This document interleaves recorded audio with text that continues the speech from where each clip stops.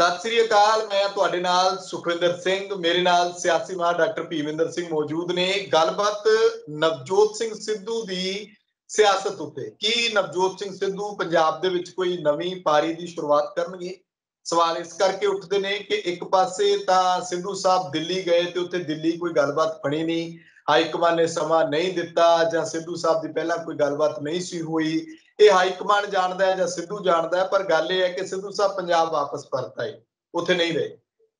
High command दे नाल गलबात किस मुद्दे ते होनी सी, वो सब नूं पता है कि पंजाब दे विच जो कुछ चल रहा, हरीश रावत होना दा पंजाब दौरा, इस सब दे विचाले मंत्रियों का फेरबदल होना है या नहीं, उहदे उत्ते कैप्टन साहब ने कहा कि कोई गल नहीं हरीश रावत दे नाल हुई। उधर होर्डिंग जिहड़े ने अमृतसर शहर दे विच लगे ने, इंद्रवीर सिंह बुलारिया जिहड़े कांग्रेसी विधायक ने सिद्धू खेमे दे मन्ने जांदे ने,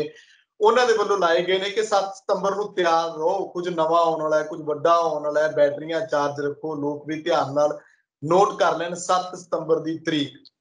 इस सब दे विचाले अज 3 तरीक है, 3 सितंबर है, ते पंजाब विधान सभा का विशेष सैशन भी सद्या गया। बड़े चेहरे आउणगे, शायद साबका प्रधानमंत्री डॉक्टर मनमोहन सिंह, उपराष्ट्रपति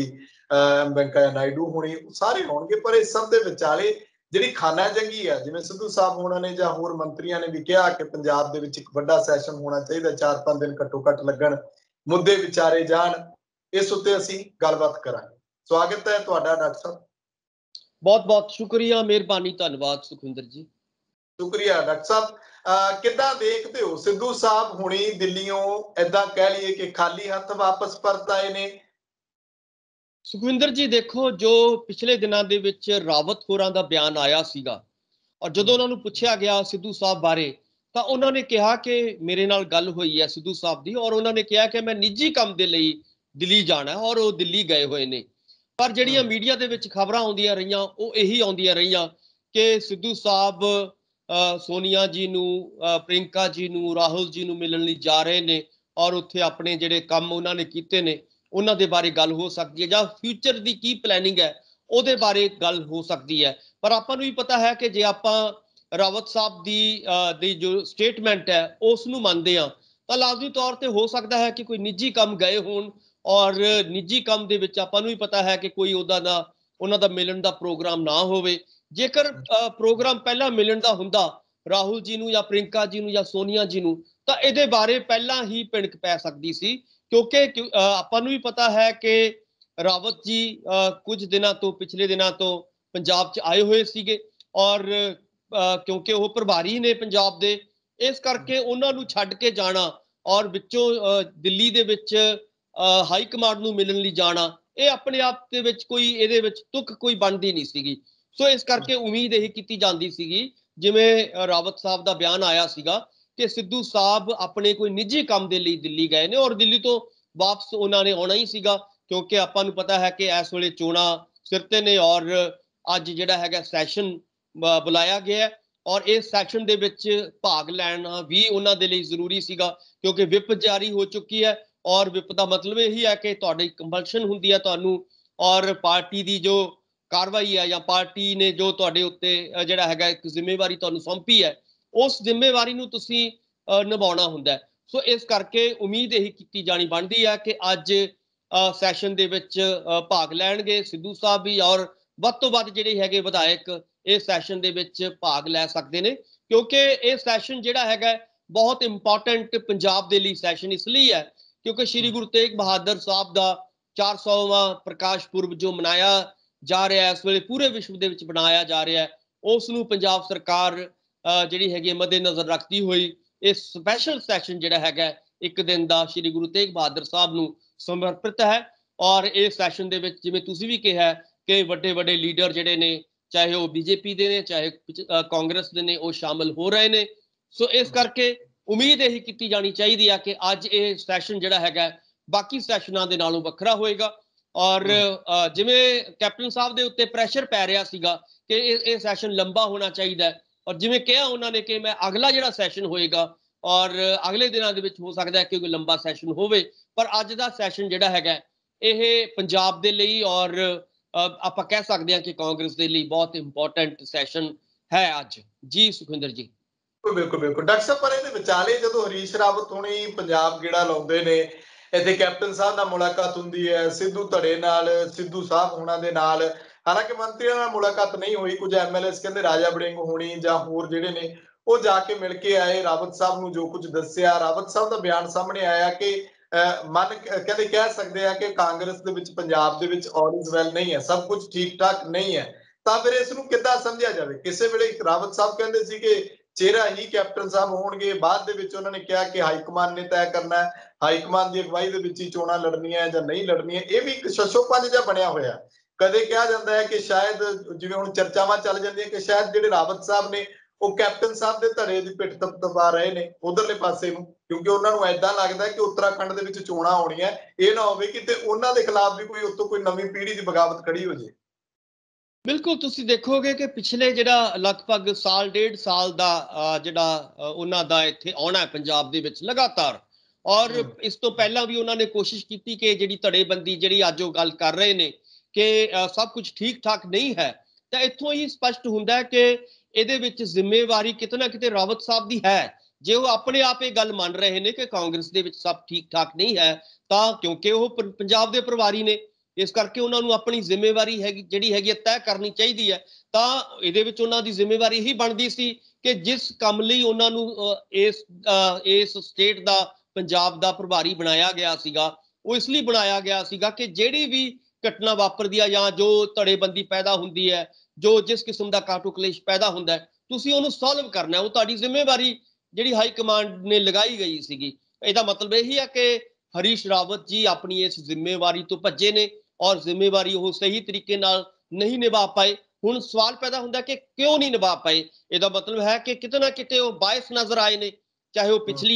ਪਿਛਲੇ ਉਹਨਾਂ ਦੇ ਬਿਆਨ ਦੇਖ ਲਓ ਜਾਂ ਅੱਜ ਵਾਲੇ ਬਿਆਨ ਦੇਖ ਲਓ, ਕਿਤੇ ਨਾ ਕਿਤੇ ਉਹ ਇੱਕ ਧਿਰ ਦਾ ਜਿਹੜਾ ਹੈਗਾ ਉਹਦਾ ਹਵਾਲਾ ਜਦੋਂ ਆਪਾਂ ਉਹਦੇ ਨਾਲ ਗੱਲ ਕਰਦੇ ਹਾਂ ਤਾਂ ਲਾਜ਼ਮੀ ਤੌਰ ਤੇ ਹਰੀਸ਼ ਰਾਵਤ ਜੀ ਕਿਸੇ ਇੱਕ ਧਿਰ ਨਾਲ ਖੜੇ ਨਜ਼ਰ ਆਉਂਦੇ ਨੇ, ਉਧਰ ਡੱਕੇ ਸਿੱਟਦੇ ਨਜ਼ਰ ਆਉਂਦੇ ਨੇ। ਔਰ ਆਪਾਂ ਨੂੰ ਵੀ ਪਤਾ ਹੈ ਕਿ ਕਿਵੇਂ ਲਗਾਤਾਰ ਉਹਨਾਂ ਨੇ ਆਪਣੇ ਤੌਰ ਤੇ ਵੀ ਉਹ ਲਗਾਤਾਰ ਬਿਆਨ ਦਿੰਦੇ ਰਹੇ ਕਿ ਕਦੇ ਉਹ ਕਹਿੰਦੇ ਨੇ ਕਿ ਕੈਪਟਨ ਸਾਹਿਬ ਹੀ ਮੁੱਖ ਮੰਤਰੀ ਦਾ ਚਿਹਰਾ ਹੋਣਗੇ, ਕਦੇ ਉਹ ਕੈਪਟਨ ਸਾਹਿਬ ਦੇ ਪੱਖ ਦੀ ਗੱਲ ਕਰਦੇ ਨੇ। ਯਾਨੀ ਕਿ ਉਹਨਾਂ ਨੇ ਬੈਲੈਂਸ ਬਣਾ ਕੇ ਨਹੀਂ ਕੋਸ਼ਿਸ਼ ਕੀਤੀ ਕਿ ਮੈਂ ਦੋਵੇਂ ਧੜਿਆਂ ਨੂੰ ਜਾਂ ਵੱਖ-ਵੱਖ ਧੜੇ ਜਿਹੜੇ ਵੀ ਉੱਭਰ ਰਹੇ ਨੇ ਉਹਨਾਂ ਨੂੰ ਮੈਂ ਨਾਲ ਲੈ ਕੇ ਚੱਲਾਂ ਜਾਂ ਉਹਨਾਂ ਦੇ ਮਸਲੇ ਹੱਲ ਕਰਾਂ, ਸਗੋਂ ਉਹਨਾਂ ਨੇ ਇੱਕ ਧੜੇ ਦਾ ਜਿਹੜਾ ਹੈਗਾ ਨਾਲ ਖੜ ਕੇ, ਯਾਨੀ ਕਿ ਕਿਸੇ ਖਾਸ ਆਪਾਂ ਕਹਿ ਸਕਦੇ ਹਾਂ ਕਿ ਕੈਪਟਨ ਸਾਹਿਬ ਦੇ ਨਾਲ ਖੜ ਕੇ ਸਿੱਧੇ ਜਾਂ ਸਿੱਧੇ ਤੌਰ ਤੇ ਉਹਨਾਂ ਨੇ ਇਹ ਸੁਨੇਹਾ ਦੇਣਾ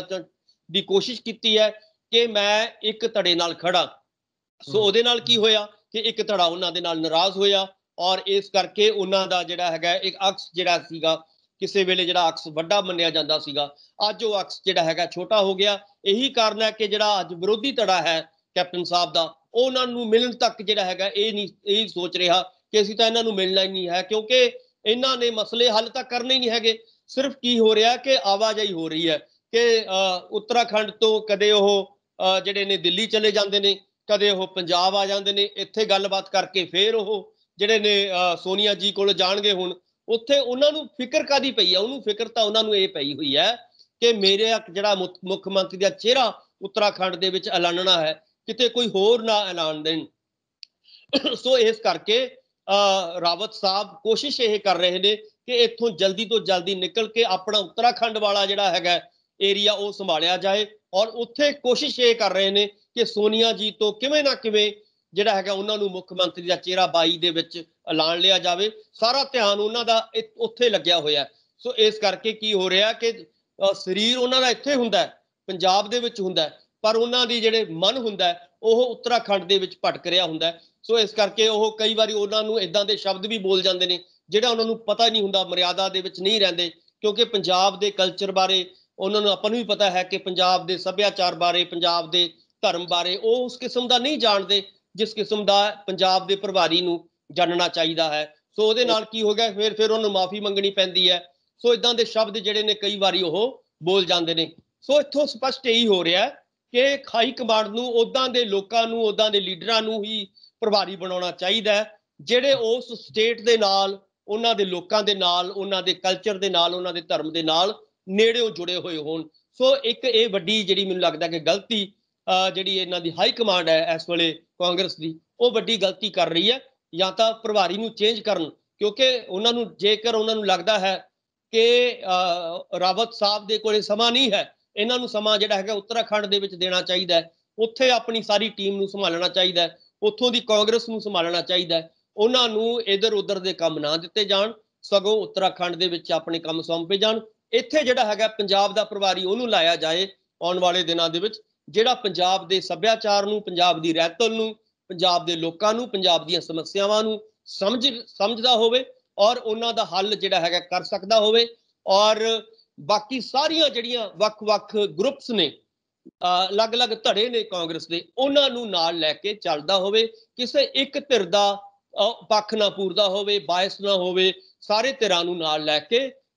ਇਕਜੁੱਟ ਹੋ ਕੇ ਜਿਹੜਾ ਹੈਗਾ 22 ਦੇ ਵਿੱਚ ਚੋਣਾਂ ਲੜਾ ਸਕੇ, ਫਿਰ ਤਾਂ ਜਿਹੜਾ ਹੈਗਾ ਕਲਿਆਣ ਹੋ ਸਕਦਾ ਹੈ। ਜੇਕਰ ਰਾਵਤ ਵਰਗੇ ਜਿਹੜੇ ਲੋਕ ਨੇ ਉਹ ਸਮਝੌਤੇ ਕਰਾਉਣ ਦੀ ਕੋਸ਼ਿਸ਼ ਕਰਨਗੇ, ਇਸ ਨੂੰ ਸੈੱਟ ਕਰਨ ਦੀ ਕੋਸ਼ਿਸ਼ ਕਰਨਗੇ, ਸਗੋਂ ਮੈਨੂੰ ਲੱਗਦਾ ਹੈ ਕਿ ਸੈੱਟ ਕਰਨ ਦੀ ਬਜਾਏ ਜ਼ਿਆਦਾ ਤੋਂ ਵੱਧ ਪਾੜਾ ਜਿਹੜਾ ਹੈਗਾ ਵੱਧਦਾ ਜਾ ਰਿਹਾ ਹੈ। ਸਮੱਸਿਆਵਾਂ ਜਿਵੇਂ ਆਪ ਹੀ ਉਹ ਕਹਿ ਰਹੇ ਨੇ ਕਿ ਸਾਰਾ ਕੁਝ ਠੀਕ ਨਹੀਂ ਹੈ, ਇਹਦਾ ਮਤਲਬ ਹੈ ਕਿ ਆਪਣੇ ਆਪ ਨੂੰ ਇਹੋ ਗੱਲ ਕਹਿ ਰਹੇ ਨੇ,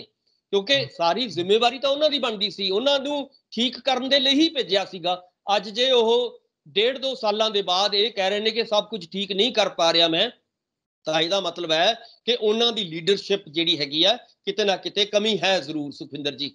ਜੀ ਡਾਕਟਰ ਸਾਹਿਬ, ਜਦੋਂ ਆਪਾਂ ਤੁਸੀਂ ਗੱਲ ਕਰਦੇ ਹੋ ਕਿ ਕੋਈ ਇਹੋ ਜਿਹਾ ਚਿਹਰਾ ਜਿਹੜਾ ਬਾਇਸਡ ਨਾ ਹੋਵੇ, ਜਿਹੜਾ ਦੋਹਾਂ ਪਾਸਿਆਂ ਦੀ ਗੱਲ ਕਰਕੇ ਇਸ ਮਸਲੇ ਨੂੰ ਜਿਹੜਾ ਸੁਲਝਾਉਣ ਤੱਕ ਲੈ ਕੇ ਜਾਵੇ, ਪੰਜਾਬ ਦੇ ਮੁੱਦਿਆਂ ਦੀ ਜਿਹਨੂੰ ਸਮਝ ਹੋਵੇ,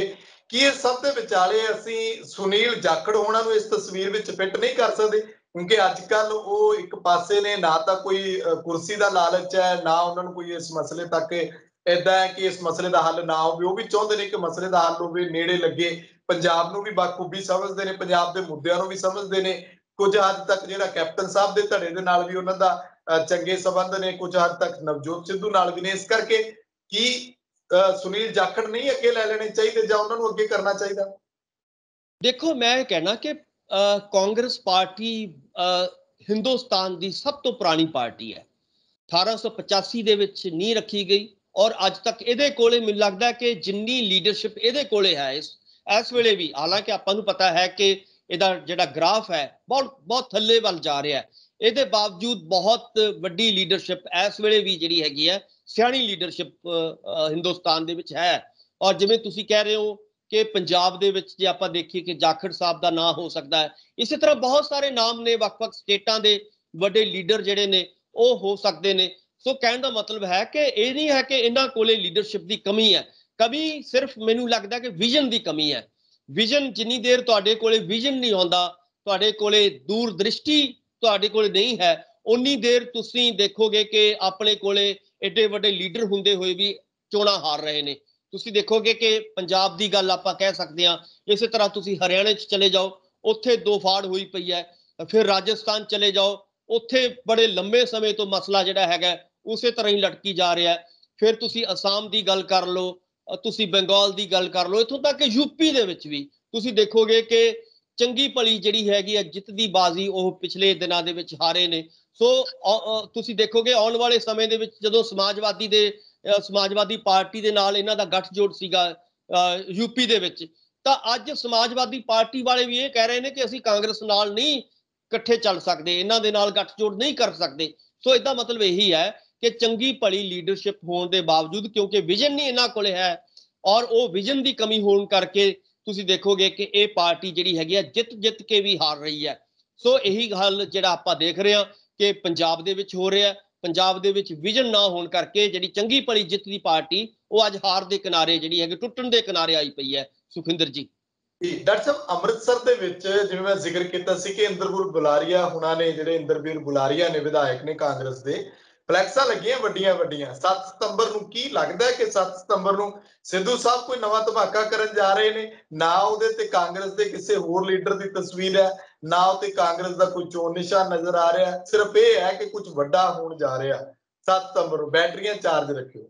ਜੀ ਬਿਲਕੁਲ। ਦੇਖੋ, ਇਸ਼ਾਰਾ ਤਾਂ ਇੱਥੋਂ ਹੀ ਲੱਗਦਾ ਹੈ, ਕਿਉਂਕਿ ਸਿੱਧੂ ਸਾਹਿਬ ਨੇ ਜਿਵੇਂ ਕਿਹਾ ਹੈ ਕਿ ਮੈਂ ਇਸ ਗੁਰੂ ਕੀ ਨਗਰੀ ਤੋਂ ਹੀ ਅਗਲੀਆਂ ਚੋਣਾਂ ਲੜਾਂਗਾ, ਇਹ ਉਹਨਾਂ ਨੇ ਇਸ਼ਾਰਾ ਕੀਤਾ ਹੋਇਆ। ਸੋ ਇਸ ਕਰਕੇ ਉਹਨਾਂ ਨੇ ਕਿਹਾ ਕਿ ਮੇਰੀ ਕਰਮ ਭੂਮੀ ਇਹੀ ਰਹੇਗੀ ਆਉਣ ਵਾਲੇ ਸਮੇਂ ਦੇ ਵਿੱਚ। ਔਰ ਪਿਛਲੇ ਦਿਨਾਂ ਦੇ ਵਿੱਚ ਮਹਾਰਾਣੀ ਪ੍ਰਨੀਤ ਕੌਰ ਨੇ ਵੀ ਥੋੜਾ ਜਿਹਾ ਚੈਲੰਜ ਜ਼ਰੂਰ ਸਿੱਧੂ ਸਾਹਿਬ ਨੂੰ ਕੀਤਾ ਸੀਗਾ। ਔਰ ਕਿਹਾ ਸੀਗਾ ਕਿ ਮਹਾਰਾਜਾ ਸਾਹਿਬ ਤਾਂ ਪਟਿਆਲੇ ਤੋਂ ਹੀ ਚੋਣ ਅਗਲੀਆਂ ਚੋਣਾਂ ਜਿਹੜੀਆਂ ਨੇ ਲੜ ਸਕਦੇ ਨੇ। ਸੋ ਕਹਿਣ ਤੋਂ ਭਾਵ ਹੈ ਕਿ ਉਹਨਾਂ ਨੇ ਇੱਕ ਤਾਂ ਇਹੀ ਗੱਲ ਦੱਸਣ ਦੀ ਕੋਸ਼ਿਸ਼ ਕੀਤੀ ਆ ਕਿ ਨਵਜੋਤ ਸਿੰਘ ਸਿੱਧੂ ਕਿਤੇ ਨਹੀਂ ਜਾ ਰਹੇ, ਇੱਥੇ ਹੀ ਅੰਮ੍ਰਿਤਸਰ ਦੇ ਵਿੱਚ ਹੀ ਜਿਹੜਾ ਹੈਗਾ ਅਗਲੀ ਕਾਰਵਾਈ ਹੋ ਸਕਦੀ ਹੈ ਉਹਨਾਂ ਦੀ। ਪਰ ਉਹ ਕਾਰਵਾਈ ਕਿੱਦਾਂ ਦੀ ਹੋਣੀ ਚਾਹੀਦੀ ਹੈ ਜਾਂ ਕਿੱਦਾਂ ਦੀ ਹੋਏਗੀ, ਇਹ ਤਾਂ ਹੁਣ 7 ਤਰੀਕ ਨੂੰ ਪਤਾ ਲੱਗੇਗਾ। ਪਰ ਫਿਲਹਾਲ ਇਸ਼ਾਰਾ ਉਹਨਾਂ ਨੇ ਇਹੀ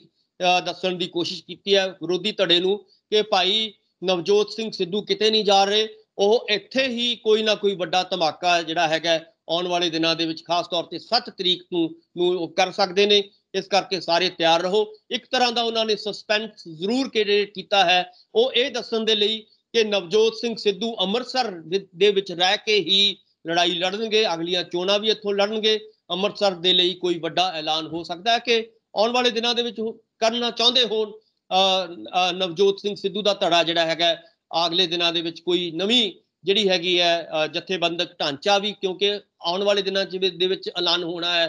ਕਿਉਂਕਿ ਆਪਾਂ ਜਾਣਦੇ ਹਾਂ ਕਿ 4 ਕਾਰਜਕਾਰੀ ਜਿਹੜੇ ਪ੍ਰਧਾਨ ਲਗਾਏ ਸੀਗੇ ਉਹਨਾਂ ਨੂੰ ਵੀ ਜ਼ਿੰਮੇਵਾਰੀਆਂ ਵੱਖ-ਵੱਖ ਖੇਤਰਾਂ ਦੀਆਂ ਦਿੱਤੀਆਂ ਗਈਆਂ ਸੀਗੀਆਂ। ਉਹਦੇ ਵਿੱਚ ਵੀ ਕੋਈ ਜਿਹੜਾ ਹੈਗਾ ਵੱਡਾ ਜਿਹੜਾ ਹੈਗਾ ਆਪਾਂ ਦੇਖ ਰਹੇ ਹਾਂ ਕਿ ਉਹ ਜਿਹੜਾ ਉਹਨਾਂ ਦਾ ਕੰਮ ਜਾਰੀ ਹੈ ਔਰ ਉਸ ਕਿਸਮ ਦੀ ਵੀ ਕੋਈ ਗੱਲ ਹੋ ਸਕਦੀ ਹੈ, ਨਵੀਂ ਕੋਈ ਐਂਟਰੀ ਹੋ ਸਕਦੀ ਹੈ ਔਰ ਨਵਾਂ ਕੋਈ ਜਿਹੜਾ ਹੈਗਾ ਪ੍ਰੋਜੈਕਟ ਦਾ ਜਿਹੜਾ ਹੈਗਾ ਉਹਦੀ ਸ਼ੁਰੂਆਤ ਹੋ ਸਕਦੀ ਹੈ। ਸੋ ਇਸ ਕਿਸਮ ਦੀਆਂ ਗੱਲਾਂ ਜਿਹੜੀਆਂ ਨੇ ਇਹੀ ਦੱਸਿਆ ਜਾਏਗਾ ਕਿ ਨਵਜੋਤ ਸਿੰਘ ਸਿੱਧੂ ਆਉਣ ਵਾਲੇ ਦਿਨਾਂ ਦੇ ਵਿੱਚ ਯਾਨੀ ਕਿ ਉਹ ਕਹਿਣਾ ਚਾਹੁੰਦੇ ਨੇ ਕਿ ਵੱਡਾ ਚਿਹਰਾ ਕਾਂਗਰਸ ਦਾ ਹੋਣਗੇ ਔਰ ਉਮੀਦ ਇਹੀ ਕੀਤੀ ਜਾਣੀ ਚਾਹੀਦੀ ਹੈ ਕਿ 22 ਦੇ ਵਿੱਚ ਵੀ ਜਿਹੜਾ ਹੈਗਾ ਚਿਹਰਾ ਉਹ ਹੋ ਸਕਦੇ ਨੇ, ਉਹਨਾਂ ਨੂੰ ਯਾਨੀ ਕਿ ਇੱਕ ਵੱਡੇ ਚਿਹਰੇ ਦੇ ਤੌਰ ਤੇ ਕਾਂਗਰਸ ਦੇ ਵਿੱਚ ਪੇਸ਼ ਕਰਨ ਦੀਆਂ ਜਿਹੜੀਆਂ ਇਹ ਕੋਸ਼ਿਸ਼ਾਂ ਆਪਣੇ ਤੌਰ ਤੇ ਵੱਖ-ਵੱਖ ਵਲੰਟੀਅਰਸ ਵੱਲੋਂ ਔਰ ਵਿਧਾਇਕਾਂ ਵੱਲੋਂ ਕੀਤੀਆਂ ਜਾ ਰਹੀਆਂ ਨੇ, ਜਿਹੜੇ ਕਿ ਨਵਜੋਤ ਸਿੰਘ ਸਿੱਧੂ ਦੇ ਧੜੇ ਦੇ ਜਾਂ ਉਹਨਾਂ ਦੇ ਖਾਸ ਲੋਕ ਨੇ ਉਹ ਆਪਣੇ ਤੌਰ ਤੇ ਵੀ ਕੋਸ਼ਿਸ਼ਾਂ ਕਰ ਰਹੇ ਨੇ ਕਿ ਉਹਨਾਂ ਦਾ ਚਿਹਰਾ ਜਿਹੜਾ ਹੈਗਾ 22 ਦੇ ਵਿੱਚ ਅੱਗੇ ਲਿਆਂਦਾ ਜਾਏ। ਇਹ ਉਸ ਨੂੰ ਸ਼ੁਰੂਆਤ ਕਰਨ ਦਾ ਇੱਕ ਸਿਲਸਿਲਾ ਆਪਾਂ ਕਹਿ ਸਕਦੇ ਹਾਂ ਕਿ ਉਹਨਾਂ ਨੇ ਸ਼ੁਰੂਆਤ ਕਰਨ ਦੀ ਕੋਸ਼ਿਸ਼ ਕੀਤੀ ਹੈ, ਆਪਣੇ ਵੱਲੋਂ ਇੱਕ ਨਾਂ ਬਣਾਉਣ ਦੀ ਉਹਨਾਂ ਦਾ, ਸਿੱਧੂ ਸਾਹਿਬ ਦਾ, ਕਿ ਉਹਨਾਂ ਦਾ ਨਾਂ ਅੱਗੇ ਆਵੇ, ਉਸ ਕਿਸਮ ਦੀ ਕੋਸ਼ਿਸ਼ ਆਪਾਂ ਕਹਿ ਸਕਦੇ ਹਾਂ। ਜੀ ਸੁਖਿੰਦਰ ਜੀ। ਸਵਾਲ ਹੈ ਡਾਕਟਰ ਸਾਹਿਬ, ਜਿਹੋ ਜੀ ਇਹਨਾਂ ਦੀ ਖਾਨਾ ਜੰਗੀ ਚੱਲ ਰਹੀ ਹੈ ਪੰਜਾਬ ਦੇ ਵਿੱਚ, ਚਰਚਾਵਾਂ ਇਹ ਵੀ ਹੋ ਰਹੀਆਂ ਕਿ ਜੇ ਇਦਾਂ ਦੀ ਹਾਲਾਤ ਬਣੇ ਰਹੇ ਤੇ ਰਾਸ਼ਟਰਪਤੀ ਰਾਜ ਪੰਜਾਬ ਦੇ ਵਿੱਚ ਲੱਗ ਸਕਦਾ। ਇਹਨਾਂ ਦੇ ਵਿੱਚ ਕਿੰਨੀ ਕੁ ਸੱਚਾਈ ਹੈ, ਕਿਉਂਕਿ ਅਸੀਂ ਪਿਛਲੇ ਕਈ ਮਹੀਨਿਆਂ ਤੋਂ ਇਹੋ ਜਿਹੀਆਂ ਗੱਲਾਂ ਸੁਣਦੇ ਆ ਰਹੇ ਹਾਂ, ਸੋਸ਼ਲ ਮੀਡੀਆ ਤੇ ਚੱਲ ਪੈਂਦੀਆਂ ਨੇ। ਸੁਖਵਿੰਦਰ ਜੀ ਦੇਖੋ, ਰਾਸ਼ਟਰਪਤੀ ਰਾਜ ਇਸ ਕਰਕੇ ਲਾਉਣਾ ਕਿ ਖਾਨਾ ਜੰਗੀ ਕਾਂਗਰਸ ਦੇ ਵਿੱਚ ਹੋ ਰਹੀ ਹੈ, ਇਹ ਤਾਂ ਬੀਜੇਪੀ ਨੂੰ ਫਾਇਦਾ ਹੈ। ਇਹਦੇ ਵਿੱਚੋਂ ਉਹ ਰਾਸ਼ਟਰਪਤੀ ਰਾਜ ਉਹਨੂੰ ਐਡਾ ਵੱਡਾ ਕੋਈ ਬਦਨਾਮੀ ਕਿਉਂ ਸੇੜੇਗੀ? ਉਹ ਤਾਂ ਆਪਣੇ ਆਪ ਹੀ, ਆਪਾਂ ਨੂੰ ਪਤਾ ਹੈ ਕਿ ਕਾਂਗਰਸ ਆਪਣੇ ਆਪ ਹੀ ਖਤਮ ਹੋਣ ਕਿਨਾਰੇ, ਆਪਣੇ ਆਪ ਹੀ ਕਹਾੜੇ ਤੇ ਪੈਰ ਰੱਖਿਆ ਹੋਇਆ ਉਹਨਾਂ ਨੇ, ਆਪਣੇ ਆਪ ਹੀ ਆਪਾਂ ਦੇਖ ਰਿਹਾ ਕਿ ਖਾਨਾ ਜੰਗੀ ਸ਼ੁਰੂ ਹੋ ਚੁੱਕੀ ਹੈ, ਕਾਟੋ ਕਲੇਸ਼ ਪਿਛਲੇ ਲੰਮੇ ਸਮੇਂ ਤੋਂ ਹੋ ਚੁੱਕਿਆ। ਉਹਨਾਂ ਨੂੰ, ਬੀਜੇਪੀ ਨੂੰ ਰਾਸ਼ਟਰਪਤੀ ਰਾਜ ਲਾ ਕੇ ਆਪਣੀ ਬਦਨਾਮੀ ਕਰਾ ਕੇ ਇਦਾਂ ਦਾ ਕੋਈ ਇਦਾਂ ਦਾ ਸਟੈਪ ਨਹੀਂ ਲਏਗੀ। ਉਹਨਾਂ ਨੂੰ ਵੀ ਪਤਾ ਹੈ ਕਿ ਜੀ। ਇੱਕ ਹੋਰ ਨਾਲ ਇਹਦੇ ਐਡ ਕਰਦਾ ਕਿ ਇਹਦੇ ਵਿਚਾਲੇ ਇੱਕ ਤਾਂ ਇਹਨਾਂ ਦੀ ਖਾਨਾ ਜੰਗੀ, ਦੂਜਾ ਇਹ ਕਿ ਅੰਦੋਲਨ ਦੇ ਕਹਿ ਲਓ ਕਿ ਅੱਗੇ ਰੱਖ ਕੇ ਅੰਦੋਲਨ ਨੂੰ ਕਈ ਜਿਹੜੇ ਨੇ ਜਿਵੇਂ ਕਿਹਾ ਜਾ ਰਿਹਾ ਕਿ ਕਿਸਾਨਾਂ ਦੇ ਭੇਸ ਦੇ ਵਿੱਚ ਆ ਕੇ ਮਾਹੌਲ ਜਿਹੜਾ ਪੰਜਾਬ ਦੇ ਵਿੱਚ ਕਿਤੇ ਨਾ ਕਿਤੇ ਅਸੀਂ ਦੇਖਦੇ ਹਾਂ ਕਿ ਤਕਰਾਰ ਹੋ ਰਿਹਾ, ਜਦੋਂ ਕਿਸਾਨ ਲੀਡਰਾਂ ਨੇ ਕਿਹਾ ਕਿ ਆਪਾਂ ਸਿਰਫ ਸਵਾਲ ਪੁੱਛ ਰਹੇ ਨੇ, ਬਾਕੀ ਪਾਰਟੀਆਂ ਨੂੰ ਵਿਰੋਧ ਬੀਜੇਪੀ ਦਾ ਕਰਨਾ। ਇਸ ਕਰਕੇ ਸ਼ੰਕੇ ਕਿਉਂਕਿ ਜਿਹੋ ਜਿਹੀ ਕਾਂਗਰਸ ਦੀ ਖਾਨਾ ਜੰਗੀ, ਬਾਕੀ ਜੋ ਅਸੀਂ ਤਸਵੀਰਾਂ ਦੇਖ ਰਹੇ ਹਾਂ, ਕਹਿੰਦੇ ਹੋ ਸਕਦਾ ਹੈ ਕਿ ਰਿਪੋਰਟ ਇਹੋ ਜਿਹੀ ਉੱਤੇ ਜਾਵੇ ਕਿ ਪੰਜਾਬ ਦੇ ਵਿੱਚ ਤਾਂ ਜੀ ਮਾਹੌਲ ਬਿਲਕੁਲ ਖਰਾਬ ਹੋਇਆ। ਜਿਹੋ ਜਿਹਾ ਅਸੀਂ ਚੋਣਾਂ ਦੇ ਲਾਗੇ ਅਕਸਰ ਦੇਖਦੇ ਹਾਂ ਕਿ ਚੋਣਾਂ ਤੋਂ ਪਹਿਲਾਂ ਇਹੋ ਜਿਹੀਆਂ ਖਬਰਾਂ ਬਣਦੀਆਂ ਨੇ ਕਿ ਬਸ ਜੀ ਬਸ ਹੁਣ ਤਾਂ ਪੰਜਾਬ 'ਚ ਪਤਾ ਨਹੀਂ ਕੀ ਹੋ ਜਾਣਾ, ਅੱਗਾਂ ਲੱਗ ਸਕਦੀਆਂ ਨੇ, ਜੇ ਏਦਾਂ ਦਾ ਬਣਾ ਕੇ ਕਹਿੰਦੇ ਇੱਕ ਰਿਪੋਰਟ ਦਿੱਤੀ ਜਾ ਸਕਦੀ ਹੈ, ਸ਼ਾਇਦ ਉਹ ਗਵਰਨਰ ਸਾਹਿਬ ਦੇ ਜ਼ਰੀਏ ਜਾਵੇ ਜਾਂ ਜਿਵੇਂ ਵੀ। ਸੁਖਵਿੰਦਰ ਜੀ, ਇਹ ਪੰਜਾਬ ਨਾਲੋਂ ਮਾਹੌਲ ਤਾਂ ਹਰਿਆਣੇ ਦਾ ਖਰਾਬ ਹੈ। ਤੁਸੀਂ ਪਿਛਲੇ ਦਿਨਾਂ 'ਚ ਦੇਖਿਆ ਹੋਵੇਗਾ ਕਿ ਕਿਵੇਂ ਉਹਨਾਂ ਤੇ ਡਾਂਗਾ ਬਰਾਈਆਂ ਗਈਆਂ ਔਰ ਪਿਛਲੇ ਦਿਨਾਂ ਦੇ ਵਿੱਚ ਕਿਸਾਨਾਂ ਨੇ ਜਿਵੇਂ ਖੱਟਰ ਸਾਹਿਬ ਦਾ ਜਾਂ ਜੇਜੇਪੀ ਦੇ ਲੀਡਰਾਂ ਦਾ ਜਾਂ ਬੀਜੇਪੀ ਦੇ ਲੀਡਰਾਂ ਦਾ ਕਿਵੇਂ ਵਿਰੋਧ ਕਰ ਰਹੇ ਨੇ ਕਿਸਾਨ, ਪੰਜਾਬ ਨਾਲੋਂ ਤਾਂ ਜ਼ਿਆਦਾ। ਫਿਰ ਪਹਿਲਾਂ ਤਾਂ ਮੈਨੂੰ ਲੱਗਦਾ ਹੈ ਕਿ ਜੇ ਪੰਜਾਬ ਚਲਾਉਣਗੇ ਤਾਂ ਪੰਜਾਬ ਨਾਲੋਂ ਪਹਿਲਾਂ ਤਾਂ ਫਿਰ ਹਰਿਆਣੇ 'ਚ ਬਣਦਾ ਹੈ ਕਿ ਰਾਸ਼ਟਰਪਤੀ ਰਾਜ ਤਾਂ ਉੱਥੇ ਲਾਓ, ਕਿਉਂਕਿ ਉੱਥੇ ਮਾਹੌਲ ਖਰਾਬ ਹੋ ਰਿਹਾ, ਕਿਸਾਨਾਂ ਦੇ ਸਿਰ ਪਾੜੇ ਜਾ ਰਹੇ ਨੇ ਔਰ ਵਿਰੋਧ ਸਾਡੇ ਨਾਲੋਂ ਵੀ ਜ਼ਿਆਦਾ ਕਿਸਾਨ ਜਿਹੜੇ ਨੇ ਬੀਜੇਪੀ ਲੀਡਰਾਂ ਦਾ ਔਰ ਜੇਜੇਪੀ ਲੀਡਰਾਂ ਦਾ ਕਰ ਰਹੇ ਨੇ। ਉਸ ਤੋਂ ਬਾਅਦ ਯੂਪੀ ਦੇ ਵਿੱਚ ਆ ਜਾਓ ਤਾਂ ਯੂਪੀ ਦੇ ਵਿੱਚ ਵੀ ਆਉਣ ਵਾਲੇ ਦਿਨਾਂ ਦੇ ਵਿੱਚ 5 ਤਰੀਕ ਨੂੰ ਤੁਸੀਂ ਦੇਖੋਗੇ ਕਿ ਬਹੁਤ ਵੱਡੀ ਰੈਲੀ ਜਿਹੜੀ ਹੈਗੀ ਆ ਹੋਣ ਜਾ ਰਹੀ ਹੈ, ਉਹ ਜਿਹੜੀ ਹੈਗੀ ਹੈ ਇੱਕ ਬਿਗਲ ਹੋਏਗਾ ਕਿ ਬੀਜੇਪੀ ਨੂੰ ਜੇਕਰ ਯੂਪੀ ਦੇ ਵਿੱਚੋਂ ਹਾਰ ਮਿਲਦੀ ਹੈ, ਜੇ ਉੱਥੋਂ ਹਾਰਦੀ ਆ ਤਾਂ ਲਾਜ਼ਮੀ ਤੌਰ ਤੇ ਬਹੁਤ ਵੱਡਾ ਘਾਟਾ ਜਿਹੜਾ ਹੈਗਾ ਬੀਜੇਪੀ ਨੂੰ ਪੈ ਸਕਦਾ ਹੈ, ਕਿਉਂਕਿ ਆਉਣ ਵਾਲੇ ਦਿਨਾਂ ਦੇ ਵਿੱਚ ਜੇ ਇਹ ਅੰਦੋਲਨ ਯੂਪੀ ਦੇ ਵਿੱਚ ਚਲਾ ਗਿਆ ਤਾਂ ਲਾਜ਼ਮੀ ਤੌਰ ਤੇ ਬਹੁਤ ਵੱਡਾ ਜਿਹੜਾ ਤੁਸੀਂ ਦੇਖੋਗੇ ਇਹਦੇ ਨਾਲ 24 ਤੱਕ ਵੀ ਅਸਰ ਜਾਏਗਾ। ਸੋ ਮੇਰਾ ਕਹਿਣ ਦਾ ਮਤਲਬ ਹੈ ਕਿ ਇਦਾਂ ਕੋਈ ਵੀ ਬੀਜੇਪੀ ਇੰਨੀ ਕੋਈ ਮਤਲਬ ਇਦਾਂ ਦੀ ਕਾਰਵਾਈ ਨਹੀਂ ਕਰੇਗੀ ਜਿਹਦੇ ਨਾਲ ਉਹਨਾਂ ਦੀ ਛਵੀ ਖਰਾਬ ਹੋਵੇ। ਸੋ ਜੇਕਰ ਇੱਥੇ ਕੋਈ ਨਾ ਕੋਈ ਅਟੈਕ ਹੁੰਦਾ ਹੈ, ਤੁਸੀਂ ਦੇਖੋਗੇ ਮਾੜਿਆ ਜਿਹਾ ਅਟੈਕ ਹੋਇਆ ਸੀਗਾ, 4-5 ਜਿਹੜੇ ਨੇ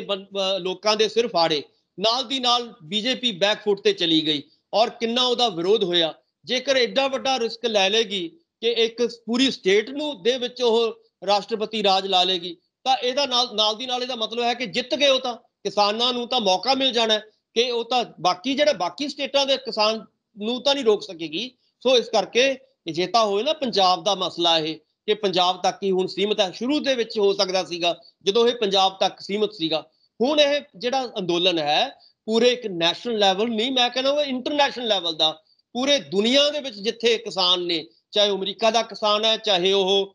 ਕੈਨੇਡਾ ਦਾ, ਆਸਟ੍ਰੇਲੀਆ ਦਾ ਜਾਂ ਕੋਈ ਹੋਰ ਮੁਲਕਾਂ ਦਾ ਕਿਸਾਨ, ਸਭ ਦੀ ਅੱਖ ਇਸ